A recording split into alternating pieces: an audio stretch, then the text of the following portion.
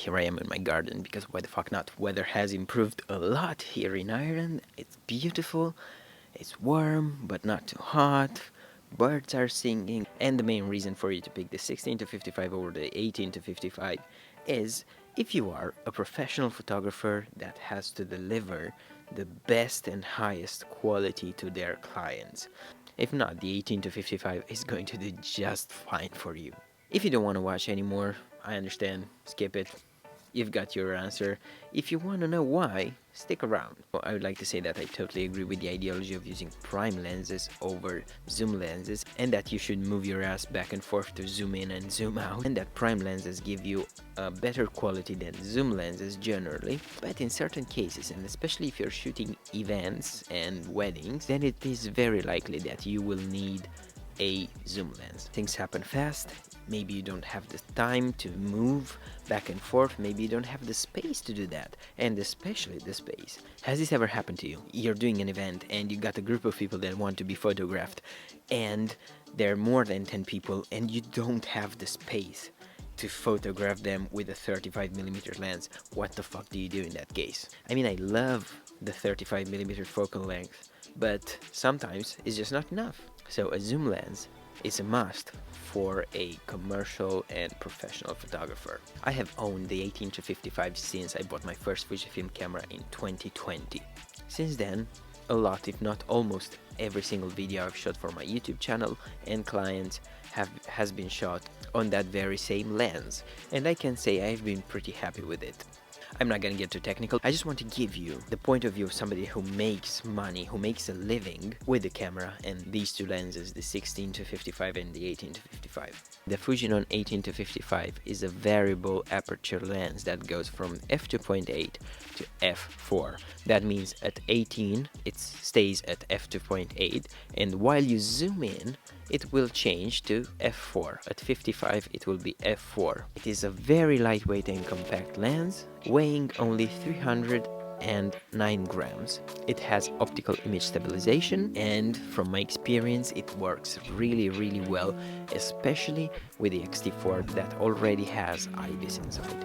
It is built pretty well, with a lot of parts made out of metal, but it kind of lacks in terms of buttons and controls quality when put against other Fujifilm lenses. For example, look at the aperture ring, and it doesn't feel as professional as other lenses, for example. It doesn't have weather sealing, and it doesn't have dust proofing. If you're the kind of photographer that shoots a lot outdoors and shoots events outdoors, and I don't know, in dirty places or in places that rains a lot or it's very cold, then could be a problem. It costs around 450 to 600 euros, depending on where you buy it and when you buy it, if you find an offer or if you buy it used. It is considered to be an entry-level kit lens, but as many other peeps on YouTube, I consider it to be superior to any other entry-level cropped sensor kit lens such as Nikon, Canon, Sony, whatever. It just feels and behaves much better. Just show me another kit lens that has an aperture of f2.8. Now, the 16 to 55 is a red badge lens. This means that Fujifilm has made this lens with the professional photographer in their mind. And this lens delivers. It's a constant f2.8 aperture, and basically that means that whether you are at 16, 20, 55, whatever, it will still maintain the same aperture of the diaphragm, which is very important sometimes. This comes with a big disadvantage, and that's the fact that it weighs 665 grams, and you can feel them when you hold that camera in your hand all day long, or you carry it anyway attached to your body somehow. You will definitely feel it. In terms of build quality, you can feel the difference between this and the 18 to 55. It just feels much more professional.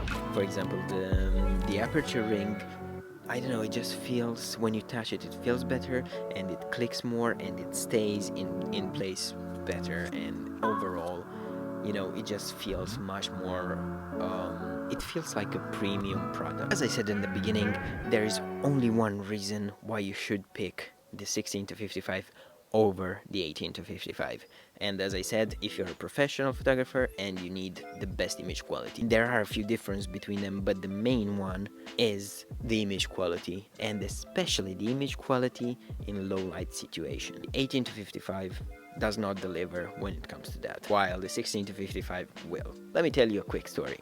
Last year, I started working with clients more and more, and I started doing corporate events more and more. I moved a lot here and there, and the locations weren't always the best places to shoot video or photo. And since I have to move a lot between cities, I cannot carry with me, you know, portable lights and stuff like that. I just cannot do that. I will use whatever light I have on the spot. On one particular occasion, I was using the 18-55 on a camera and the 85 Viltrox f1.8 on another camera. The light wasn't very good, and I shot some, you know, close-ups with the 85 and some wider shots with the 18-55. The difference between the image quality was so noticeable. The 18-55 was really soft, really mushy, and overall it looked, the iPhone was better in terms of quality, not kidding.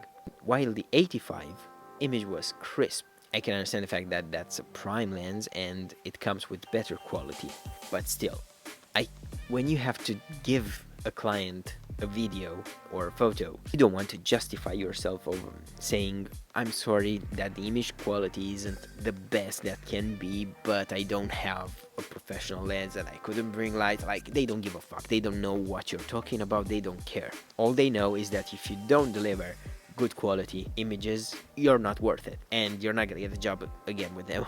Now, other differences between these two lenses is the fact that the 18-55 has OIS and the 16-55 doesn't. If it had, it would have been the perfect zoom lens ever.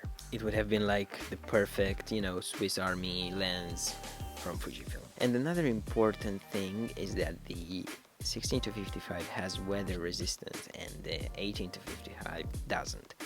So at the end of the day, which lens should you buy? Well, that totally depends on you.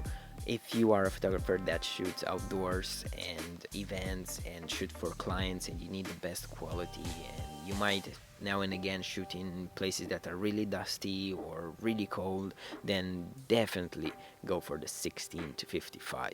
On the other hand, if you are just starting out and you mainly shoot, you know, outdoor photography, or you shoot YouTube videos and stuff like that, I would say that the 18-55 is the safer bet. You're gonna save some money, you're gonna realize whether a zoom lens is for you or not, and overall the quality. I realized at the last moment that the battery died on the microphone. Anyway, I was just saying that the 18-55 has a great quality as long as you stay in very good light. If you want to learn more about the Fujinon 18-55 autofocus settings, click this link right here. And if you want to see the 16-55 in action on the streets of London, click this video right here and you'll see me in the next one.